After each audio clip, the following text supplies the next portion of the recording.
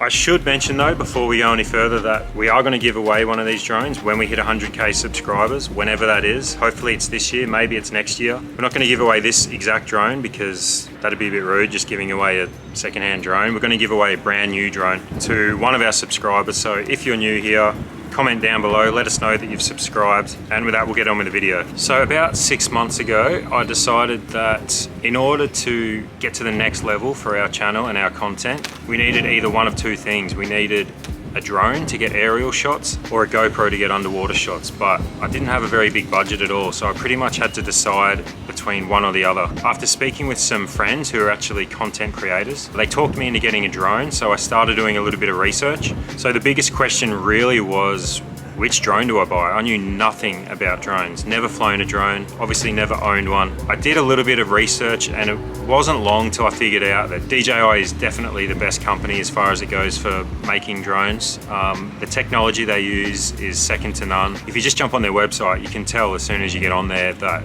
these guys are really professional and they make great equipment. So as I said, I didn't have a big budget, and I started looking at secondhand drones on Facebook Marketplace, but what I noticed pretty quick was that the price for a secondhand drone really wasn't that much cheaper than a brand new drone, and that's when I discovered the DJI Mini series. So DJI makes a series of drones that are more than capable and pretty similar to their Mavic drones, except that they're a miniature version, and this is what I mean by miniature.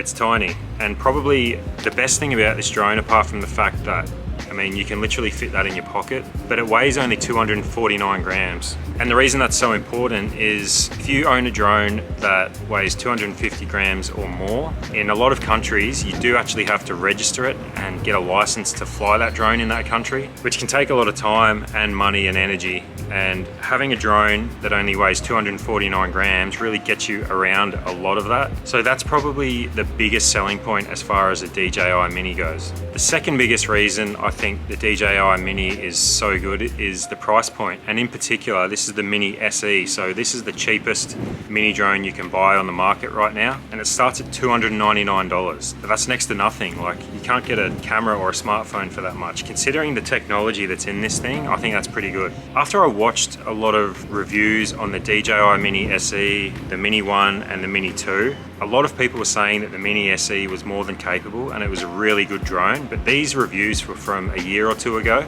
And it got me thinking that just because there's a better drone out there, that doesn't mean that this drone still isn't good. As I said, the price point was probably the biggest thing for me because I'd never flown a drone before and we were going to be taking it on lots of trips with us and going to pretty extreme places. I didn't want to be worried about losing it or breaking it. And to be honest, I've crashed this thing twice. Luckily it hasn't broken, but if it did, like, I've already got enough use out of it the last 6 months. If you are worried about losing your drone, it actually has a feature on it, which is return to home. I've only had to use it once, thankfully, because sometimes if you're flying around too far, it will drop out and it can be quite scary because you don't have any contact between the remote and the drone. But literally, if it doesn't get any contact for about 20 seconds, it'll automatically return to home, which is a pretty cool feature to have, especially if you're somebody like me who's worried about losing your drone.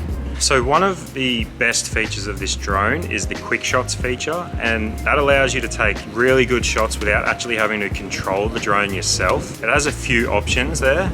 One of them is the zoomy, which I use a lot. It basically zooms out and you can put the remote down, you can be walking, sitting down, you get a really good field of view shot. There's also the circle motion shot. I tend to use the Quickshots function to create that tracking look. So if we're riding a bike or going for a walk or something and we want it to look like the drone's actually following us, you can use the quick shot option to make it look like that, and it's pretty simple to set up and use. So just a quick piece of advice, if you are going to purchase this drone, I'd suggest getting the Flymore Combo. This is because it comes with extra batteries, which you're definitely going to need. One battery just doesn't last long enough. It's about 30 minutes, which is enough time, but if you are going to be out for the day and you're going to be taking drone shots all day, you're definitely going to want the spare batteries with you. It also comes with the case, lots of spare plugs, spare cords, spare rotors for your motor. Yeah, it's going to cost you a little bit extra, so the Flymore Combo comes in at around $450, which is still pretty cheap for the whole setup. So $450, you can be completely set up with a brand new drone, comes with a 1-year warranty, and I can tell you right now that you're going to get a lot of bang for your buck with this drone. So I haven't really found too much